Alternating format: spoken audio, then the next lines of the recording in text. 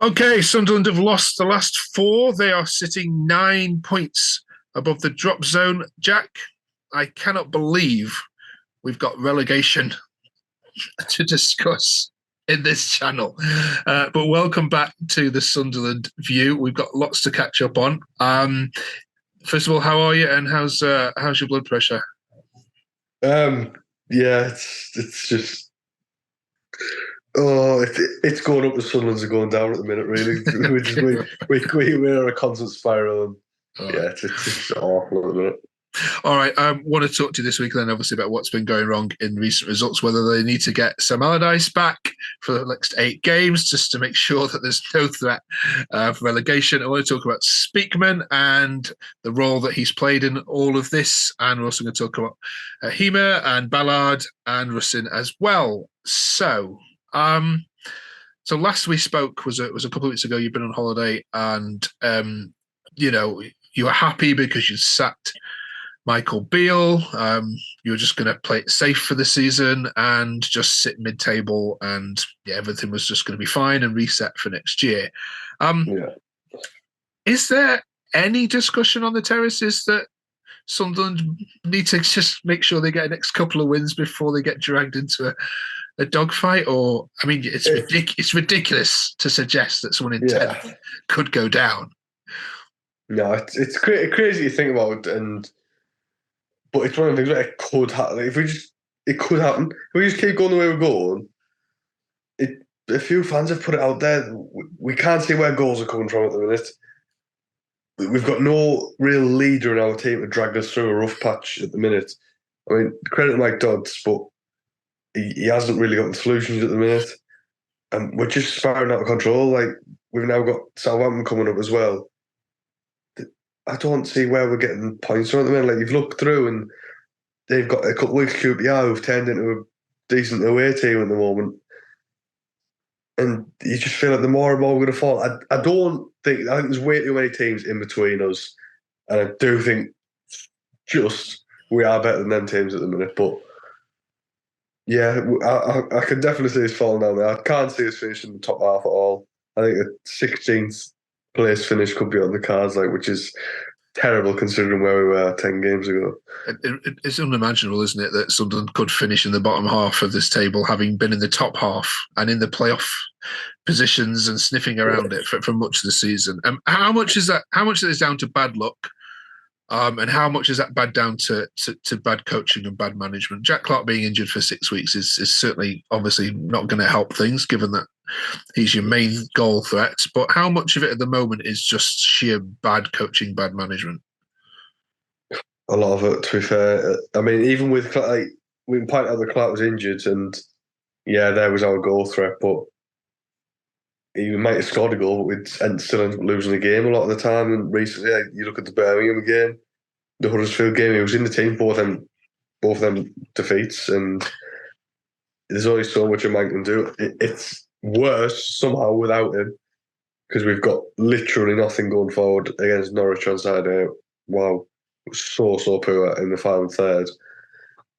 But yeah, in terms of we're not set up well, we don't seem to be coached very well. I don't know. It's just strange because I like Dodds. I do. I think he's done a decent job, but obviously Beale was just a travesty. That was awful. We just seem to be so easy to beat. We're so soft. Is probably the word I'd use. So easy. You get onto us a little bit, get at us. It's so easy to break down. The defending is poor. It's individual as well. It's not just on the management because players aren't performing. We've got a lot of underperformed players at the minute, but just everything that's going wrong, everything that could go wrong is going wrong. Let's go on to these underperforming players then, because Hema's getting a lot of stick online. Is that fair? It's one of them. It's a bit of both because he could warrant that stick because he's not the most urgent of forwards. So we were setting up a pressing structure against Norwich, and for the first few phases of play, it was okay. We seemed to be structured quite well, but he's not in any urgency to get anywhere. not there right yet, just yet. To be honest with you, I just don't think he's about ready. But at the same time, we've got a 6'3", 6'4" strike in the box the first time. We're not crossing it. This is why the whole Keishy Moore thing. We're after him, but would it have mattered if we're not even going to put the ball in the box for him? Because that's how he scores goals. That's how he's going to score his goals. He's a big lad. He wants to be physical and get his head on the ball, but we're not putting that in there. And so it's a bit of both, but yeah, he doesn't really help himself either. Okay. Just some quick yeses or nos to these players. Do they get into your starting 11 for the game this weekend? Gooch.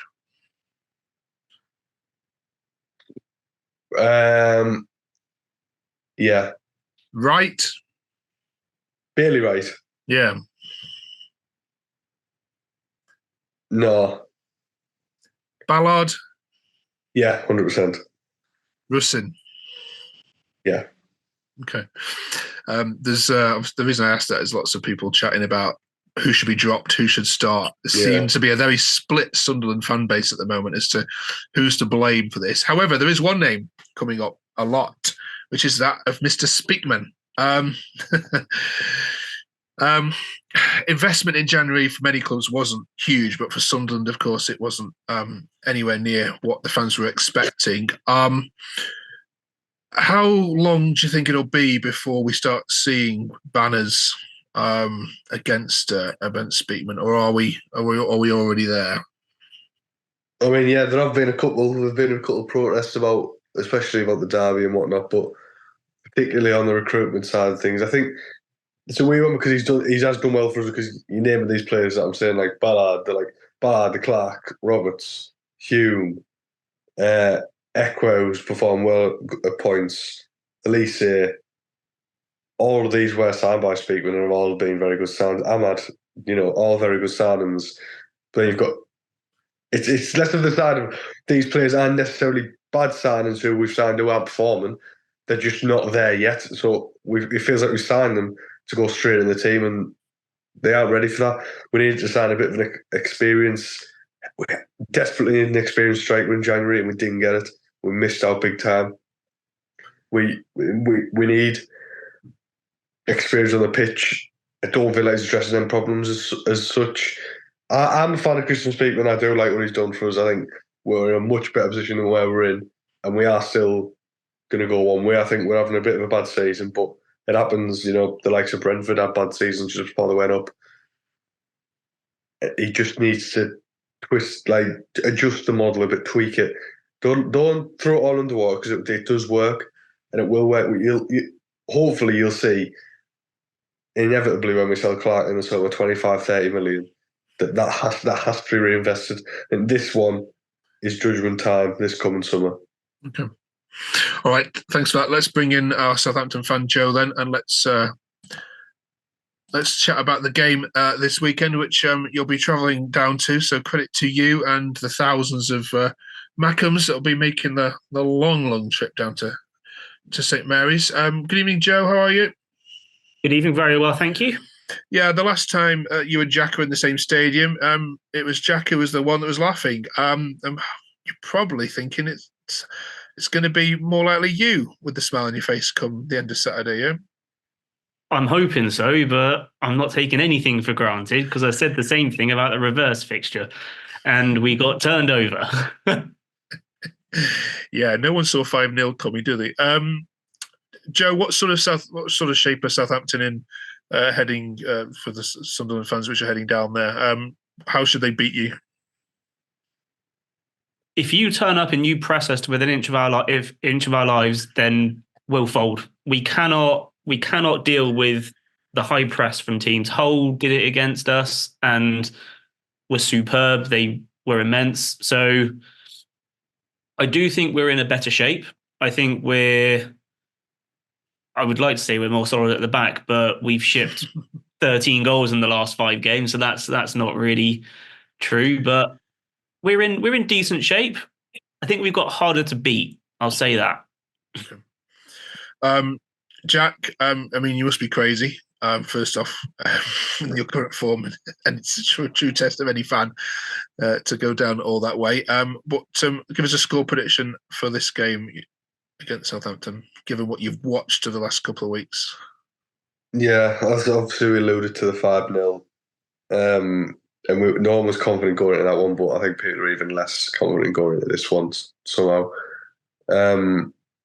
It's been really bad recently, and we're facing 3 of the top teams in the league within a matter of days. So, yeah, no confidence. Don't think we'll score. We won't press you high enough to get anywhere near yours. 3-0. Okay. Joe, you're out for revenge. Come on, what's it going to be? We're out for revenge. I still think our defence is far too leaky, so I can't see it being a clean sheet. I'm going to go for a 3-2 Saints win. Right, nice one.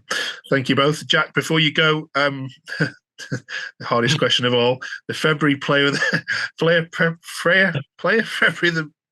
February player of the month for Sunderland. It's so hard to even say. You need to come up with an answer. Yeah. To be honest, I think all I'm going to have to go off is the one game we won in February, I think, Plymouth at home. And the best player in that match for me was Dan Neil. So I'll give it to him. I think he's definitely one of the more mature heads in the squad. So give it to Dan Neil. All right, nice one, fellas. Thanks very much. Enjoy the game. Sunderland against Southampton this Saturday in the Sky Bet EFL. And what a league this is becoming. Thank you both for coming. We'll catch you next week. Cheers. Cheers.